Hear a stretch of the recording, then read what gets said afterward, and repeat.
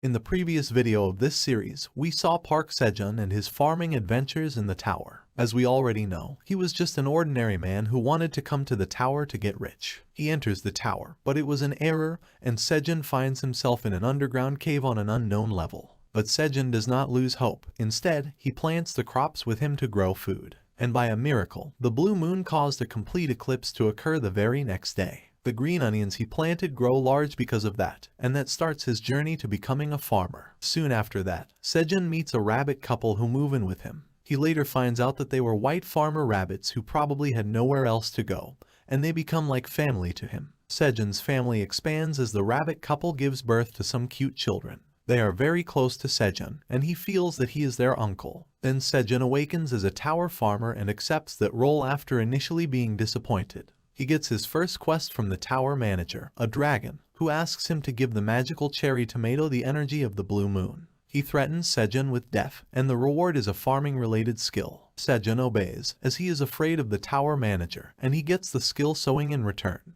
But then it becomes a routine where the manager asks for food from him, and eventually he stops giving out rewards too. This leads to Sejun rebelling against the manager and calling him a bad employer who was exploiting his underlings. But thankfully, the words make the manager realize his mistake, and he gives Sejun a job-related skill called harvest. The sweet potatoes are also ready shortly after that. The baby rabbits really enjoy the sweet potato sprouts, but Sejun uses the sprouts to plant more sweet potatoes, and he roasts tomatoes to bribe the baby rabbits into giving up their favorite snack. Sejun levels up, unlocks the seed store, and buys carrot seeds from it. The rabbits are really excited as they wait for the carrot crops to grow. It was because they were insistent that Sejun decided to choose carrots instead of cabbage and bell peppers. But as he goes to nap one afternoon, his sleep is disturbed by a cute guest. Sejun sees a big and cute bee, but he is scared when he finds that it is called the poison honeybee. But even though the poison honeybee is carnivorous, it is not here to harm Sejun.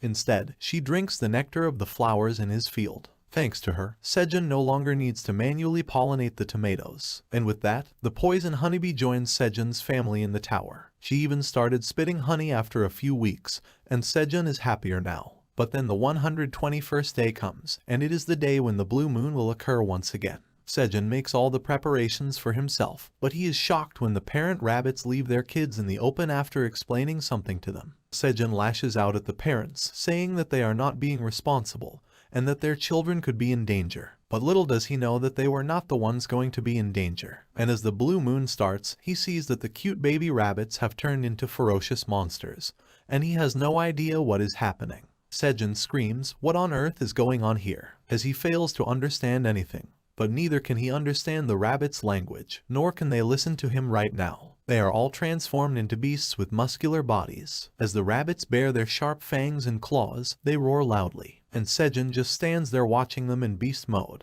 But then the rabbits suddenly started to glow with a dazzling purple light. It is too bright for Sejun, and he closes his eyes as he tries to shield them from the blinding light. And then something even more unexpected happens. As the light starts to dim a little bit, the baby rabbits that had turned into beasts start transforming even further. But their features now resemble those of normal white farming rabbits, and their fur also seems to be glowing white. And then a rabbit jumps up in joy and says something. He has transformed into an adult white farming rabbit. And he is not alone. All his siblings have also transformed. 4 of them are white farming rabbits, and 1 of them is pitch black in color. And as the rabbits bounce around with joy, Sejun stares at them with his mouth wide open. He asks them what just happened, but the right words do not come out of his mouth. But then Sejun collects his thoughts and asks them if they have become adult rabbits now. They were larger than they were before the blue moon, and their fur had also turned white. And the rabbits happily affirm. Sejun now realizes that it must be a part of the farmer rabbit's growth cycle. It was the 4th blue moon night since they were born, and Sejun wonders if this was some kind of coming-of-age ceremony. Did the baby rabbits have to be left in the blue moonlight so that they could become adults? And the rabbits also try to tell Sejun that he was right. Sejun suddenly reflects on how he thought something was wrong with them. He covers his face with his hands and starts sobbing, and the rabbits are all shocked and worried. The black rabbit tries to console Sejun and wants him to not be sad anymore. And when Sejun sees his gesture, he thinks that the rabbit's nature is still the same as before. Sejun is overwhelmed by the cuteness of the rabbits who have just reached adulthood, and he stops behaving normally. He calls the rabbits little cute things, and he wants to give them retribution kisses. The rabbits panic and run away, but Sejun catches the black rabbit and smothers it with kisses. And he also tells the other rabbits not to run away from him. And then the blue moon finally passes, and everything returns to normal. The husband rabbit opens the door, and his wife is just behind him. And they see that their kids have grown up, and right now they are sitting around a fire with Sejun. He waves to them, and the husband rabbit cannot stop smiling. The couple rushes to their kids and they hug them as Sejun fondly watches them. He wonders if he should prepare a coming-of-age feast for the rabbits as a gift. But then he notices one rabbit excitedly raising his hand while saying something. Sejun watches him carefully, and then out of nowhere a shovel appears in his hand. The rabbit proudly displays it, and Sejun is surprised to see it. He asks what those were, because it was not the case with just one rabbit. All his siblings had something. One of the rabbits had gotten a sickle and a bandana. Another rabbit had gotten a cart, and he was hauling his black rabbit brother. One of the white rabbits had a watering can, and the one with the shovel was the first one to show his tool. The rabbits are glad to get their tools and affectionately show them while their parents enthusiastically clap for them. Sejun realizes what just happened. The rabbits could summon items. He understands that when the rabbits become adult farmer rabbits, they can have their own item. And he also knows that he can borrow the items. But then the white rabbit with a cart drops the black rabbit down. And Sejun wonders why the black rabbit is not summoning his tool. The black rabbit decides to summon his tool to show off too. And his tool is a huge wooden hammer, at least huge by rabbit standards. Sejun wonders why the black rabbit got a hammer. It was not a farming tool. But the black rabbit gives him attitude and tries to tell him that he is not ordinary. And then Sejun notices that the rabbit is indeed different from his siblings. While he could read their species as the white farmer rabbit, this one was not of the same kind. He was a warrior black rabbit, and as the rabbit hears his name being taken, he winks at Sejun. After a while, the rabbits start working at the farm. And now, the children are also working as much as their parents, and sometimes they are even outperforming them. The rabbit with the watering can is supporting his father in watering the plants. The one with the sickle quickly cuts the green onions, and even her mother is impressed by her skill. The rabbit with the cart is carrying tomatoes, and the one with the shovel is digging holes for new crops. The cart rabbit brings the tomato-laden cart to Sejun, and Sejun tells him to put the tomatoes in the nearby heap. He is near the storage and plans to do something with the tomatoes. As the cart rabbit goes off to get some more tomatoes, Sejun gets teary-eyed. He thinks that the rabbit children are now helping their parents with farming. Until yesterday, they were carefree kids who just ran around the farm having fun. And seeing the sudden maturity in their actions touches his heart. But then he sees that the black warrior rabbit was just lying next to him. Sejun turns to him and finds him eating tomatoes without a care. And Sejun thinks that this one was just unemployed. He starts talking with the black rabbit. Sejun says that since he was a warrior rabbit, his job was to fight. But since they are in the cave, there won't be any monsters that may harm the farm. In that case, the black rabbit had nothing to fight for. The black rabbit is also aware of this disappointing situation. And then Sejun says that his hammer could not even help them with farming. And he wonders what they should do. But then the black rabbit has an idea, and he tells Sejun about it. He leads him to the pond in the cave and excitedly points towards it. Sejun also exclaims that he was right, he could hunt in the pond. Hunting could also be considered one kind of fight. And Sejun thinks that even the warrior rabbit could be helpful now. He says that he will lure out the fish using the torch, and the rabbit will have to catch the fish. Sejun asks the black rabbit to show him the power of a warrior, and the rabbit is eager to start. Sejun frantically waves the torch over the boundary of the pond, and a piranha jumps out of the water straight towards the flame. Sejun tells the black rabbit that this is his chance, and he jumps up with his hammer, and then the black warrior rabbit strikes the fish with his full strength and sends it flying.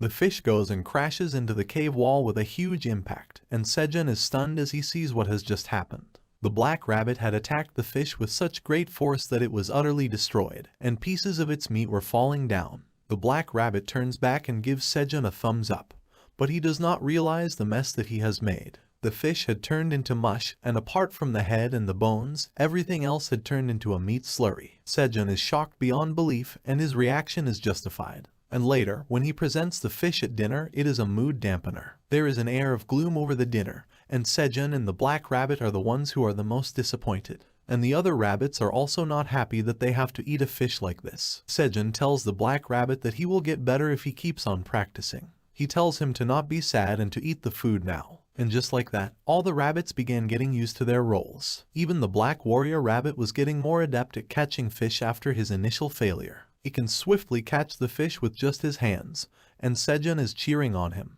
The other rabbits are also busy with their jobs, and everything is going perfectly. Another day passes, and the 125th day comes. The 1-month cooldown period to open the seed store has been completed, and the store opens again. Sejun is also excited to see the seed store open again. He wonders what kind of crops he will be given this time and which one of the options he will choose. The system window tells Sejun that 3 random seeds that were being sold today will be shown to him. At his current level, he could purchase only one. The options are 50 sweet pumpkin seeds for 1 tower coin, 10 watermelon seeds for 5 tower coins, and 200 waxy corn seeds for 0.5 tower coins. And Sejun is flabbergasted to see the list of seeds this time. He says that the price of the currently listed seeds is much higher than the seeds of last time. He had only 0.9 tower coins left after purchasing the carrot seeds, and with that, Sejun could only buy the waxy corn seeds. Sejun ponders what he should do. If the seeds keep on getting expensive, he will have no money to buy anything the next time.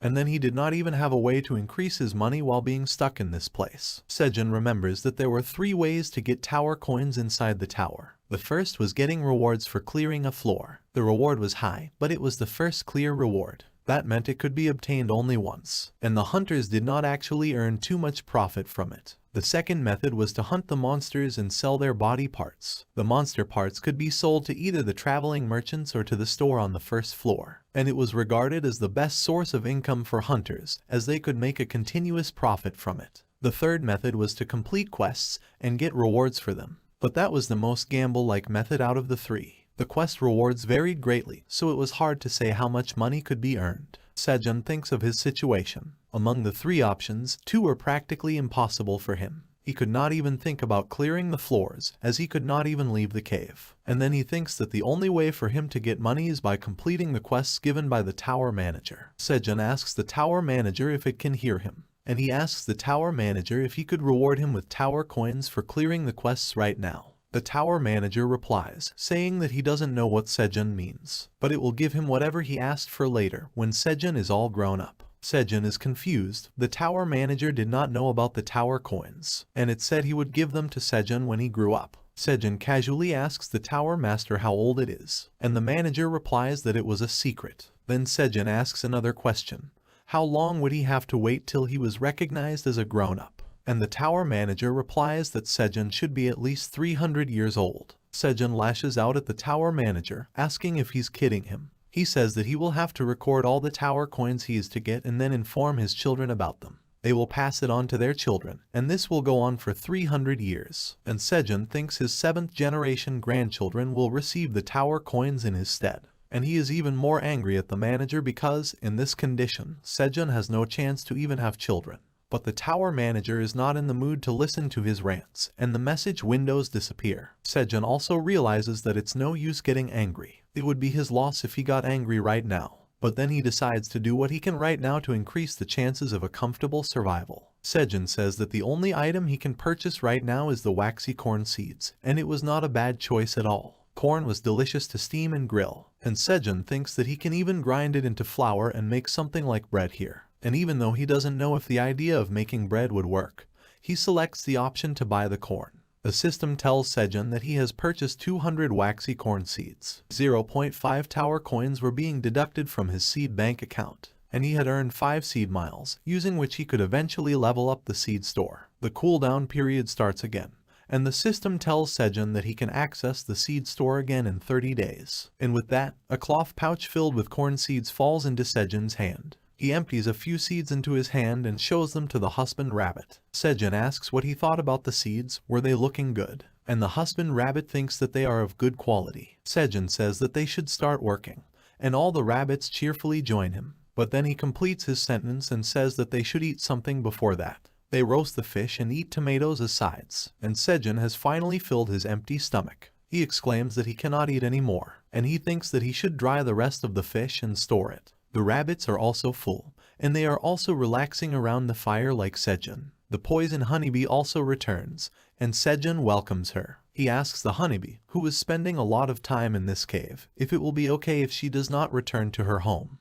But the bee smiles and rubs her cheek against Sejun, as was her habit. Sejun says that it was alright, even if she doesn't go back to her home. He would be more than happy to permanently welcome her here. But then there is rustling at the entrance of the cave, and the antennas of the bee pick up something. Her happy expression changes to a serious one, and she flies up and faces the entrance with a mean look. And the black rabbit also does the same. He is ready with his hammer, as he has also sensed an intruder at the cave's entrance. Now Sejun also notices something moving, and he exclaims that it is a monster. The black warrior rabbit says something to the intruder angrily, and then the intruder replies. He asks everyone not to get him wrong. He was not a shameless cat who was here to steal their food. Sejun is shocked to find that it was a cat, and he wonders how a cat can talk. Next to him, the black rabbit and the poison honeybee are ready to fight, and the other rabbits are scared. Sejun asks the cat why he came here then, and in response, the cat jumps down and lands in front of Sejun. He is wearing a cape and carrying a small bag, and then he gets up and presents his paw to shake hands. The cat asks him if he is the customer Park Sejun, and then he introduces himself as the traveling merchant Theo. Sejun has yet another chapter to add to his diary about getting lost in the tower. He met a wandering cat merchant today, and as Sejun and Theo look at each other, they do not know how beneficial they are going to be for each other. With this, the chapter ends. Sejun and Theo may not know that they are going to work together, but if you remember how the story first started, you will know that they are going to team up. Or, more accurately, Theo is going to start working under Sejun. The story will finally reach the scene whose glimpse we saw in the beginning. Wait for the next video to see it. Till then, please like, comment, and subscribe.